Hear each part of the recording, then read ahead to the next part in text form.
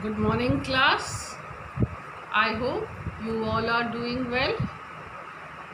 Children, in previous class, we started with the first chapter, the First War of Independence or the Great Uprising of 1857.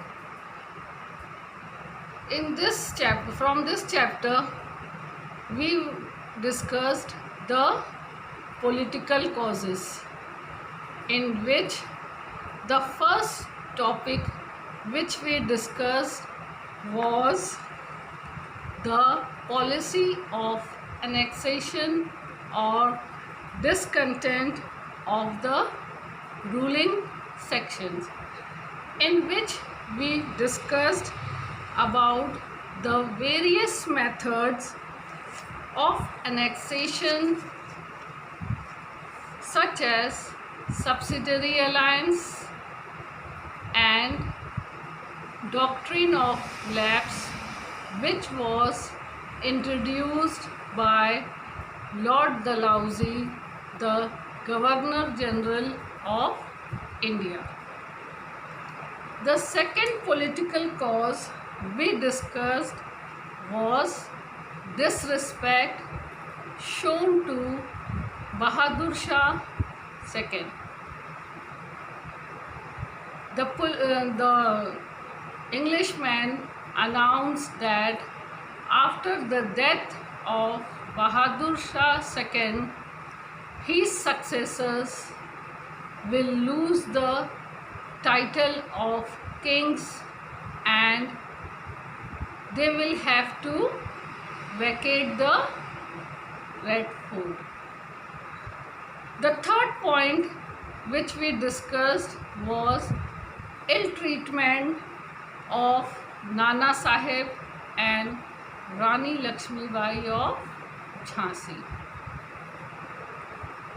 in which the English refused to acknowledge Nana Sahib as the ruler of Maratha after the death of Bajirao II. Nana Sahib, he was the adopted son of the last Peshwa, Bajirao II. As he was the adopted son, so the English refused to acknowledge him as the ruler of the Maratha. Rani Lakshmibai of Jhansi was also not allowed to adopt a son. The fourth point we discussed was the annexation of Awadh, in which we discussed that Lord Dalhousie annexed Awadh. The Awadh's army was dissolved, because of which thousands of nobles, officials and soldiers became jobless.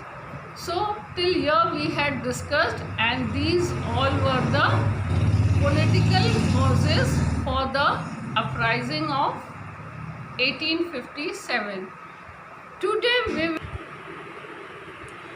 Today we will be discussing absentee sovereignty of the British, other factors, social and religious causes, activities of missionaries, other factors, economic causes, military causes,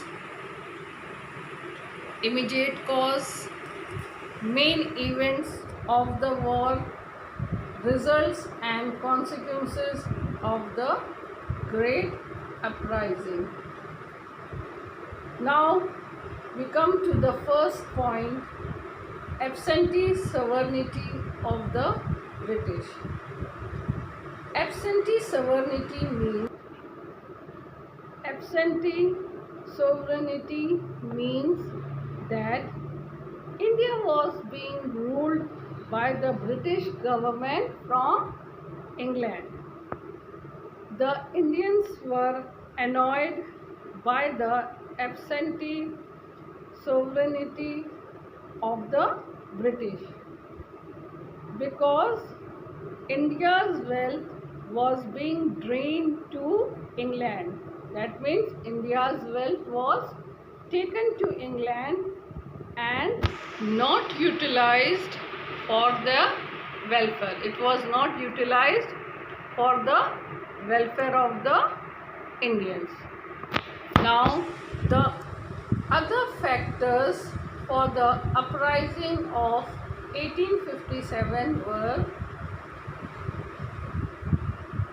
the British refused to honor the pledges and treaties, that is an official agreement made by native princes.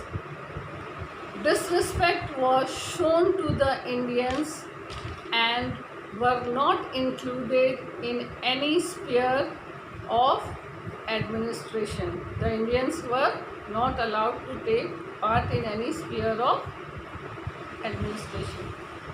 The might of the British supremacy was shattered in the First Afghan War. Children, now we will discuss the social and religious causes. See, what were the social and religious causes? We will study about that. The British openly interfered with the social and religious customs of the Indians. The first point, the practice of sati was abolished in 1829. The widow remarriage was legalized in 1856.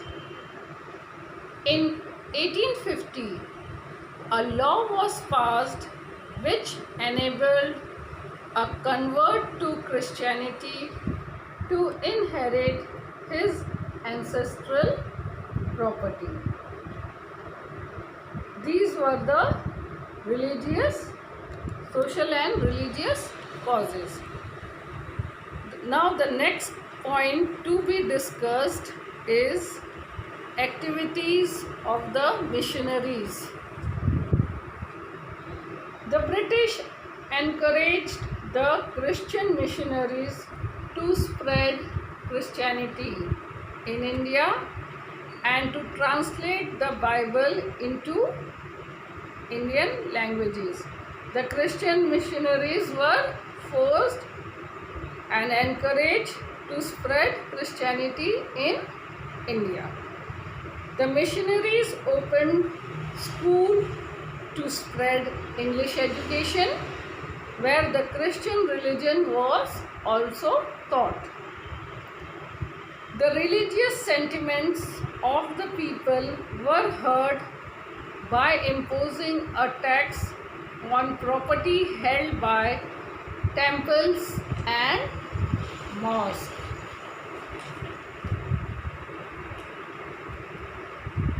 Now we will study about the other factors of the uprising of 1857.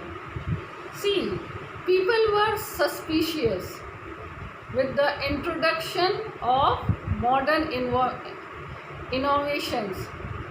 They were suspicious, it means they had a doubt with the introduction of modern innovations like railways and telegraph.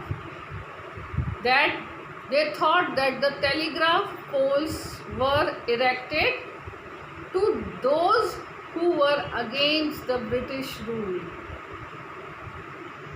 The Indians, especially the Pandits and the Maulvis, believed that the shifting of Oriental learning to Western education was an attempt to discourage traditional Islamic and Hindu studies and to encourage children to become Christian. The Maulvis and the Pandit, they thought that these things were done.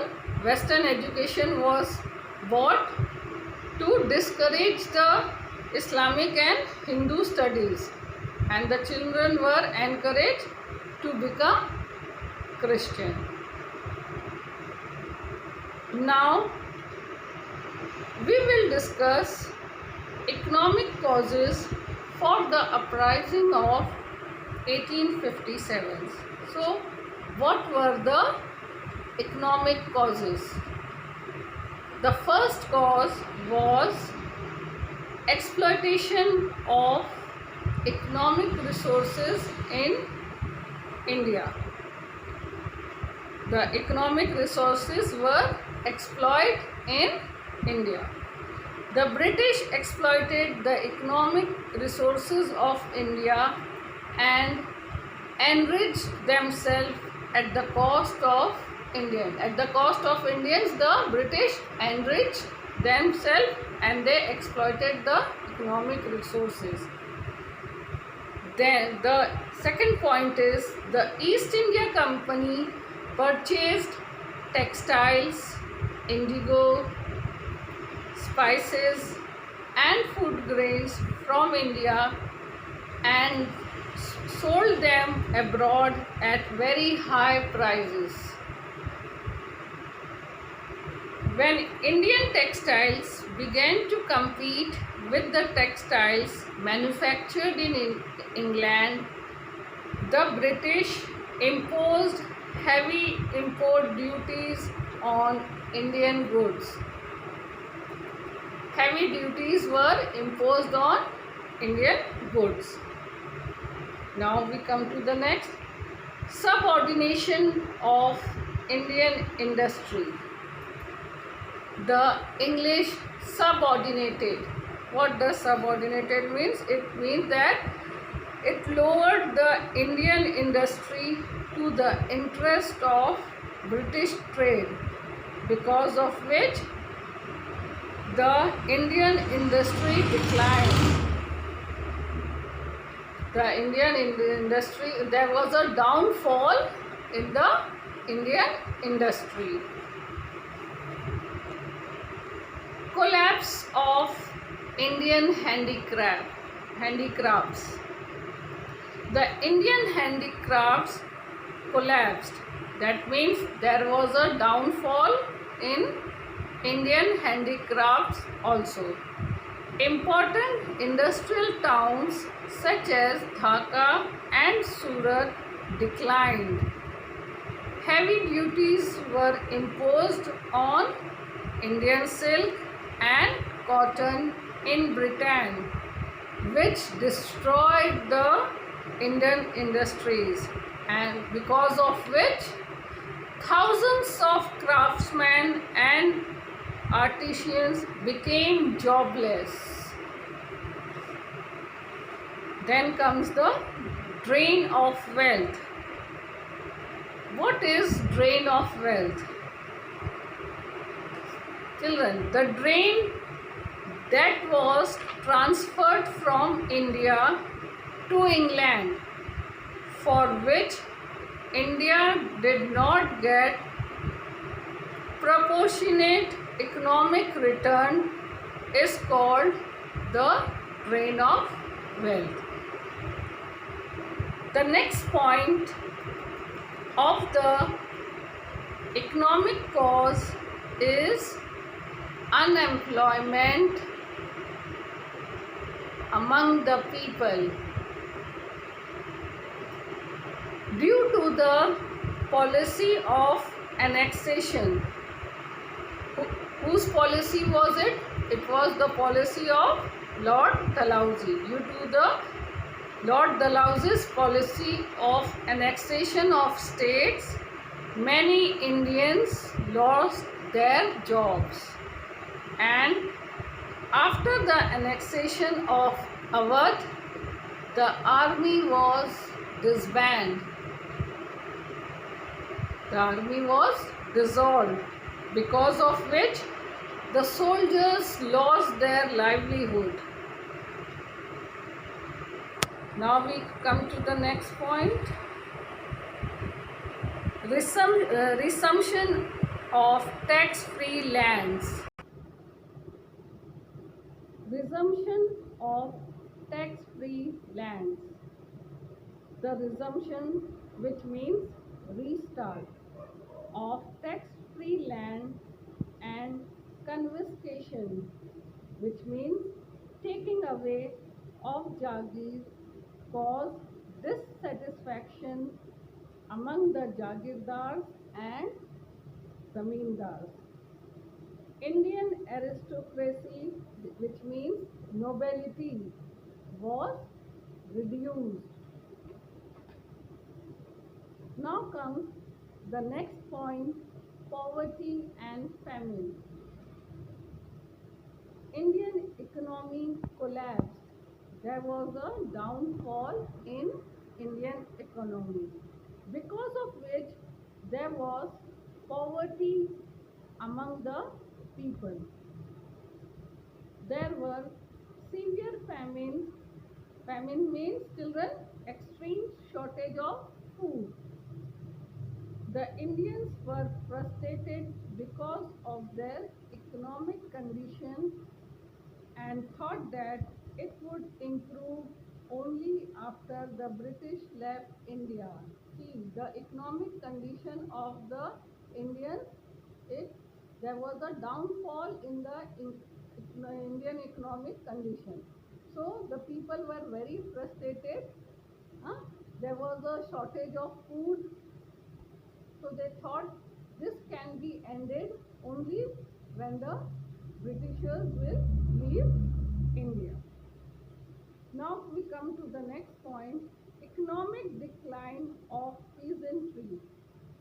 Children, peasantry means people like poor farmers, laborers, poor people. The peasants were dissatisfied with the official land revenue policy. They were not satisfied with the land revenue policy. Why they were not satisfied? Because they had to pay heavy taxes. The traditional zamindars were replaced by merchants and moneylenders.